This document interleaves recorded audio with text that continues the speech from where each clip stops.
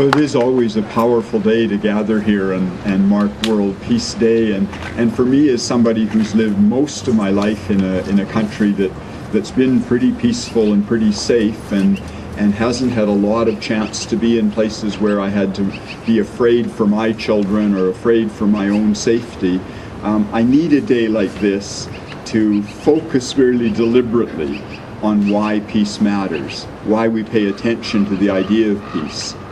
But I think over the last 7 years, the importance of working for peace, of peacemaking, has become even more core in my daily life, because I've been working with refugees that come to Edmonton from every troubled spot of the world that you've ever heard about. And they're living as our neighbors and our friends and our work colleagues and our classmates here in this city now.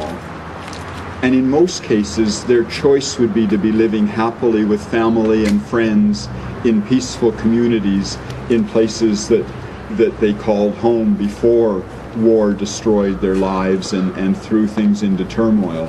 So as I've had the chance to listen to really hundreds of people share those stories with me, and sometimes immensely deep and painful stories, my own commitment, I think, has been deepened by that. We need to hear the voices of real people to know that issues are real, I think.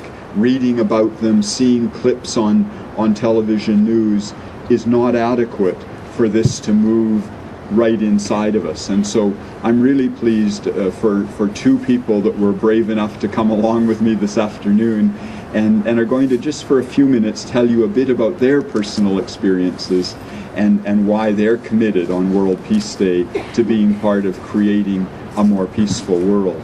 So let me first introduce John Bol, who came to us. His home was Sudan, and John is now at Grant MacEwan College, where he's in the social work program, getting well prepared to be a very important part of our community in the years ahead. So I'll ask John to come and maybe share some thoughts first.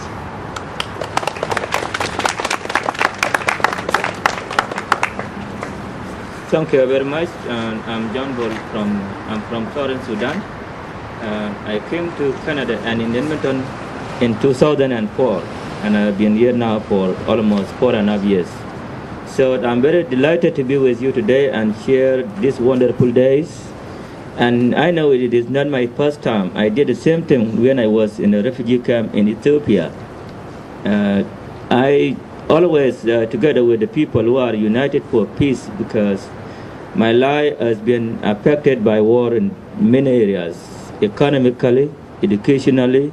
I lost all some families, especially friends, and even no equality in gender whenever I do so.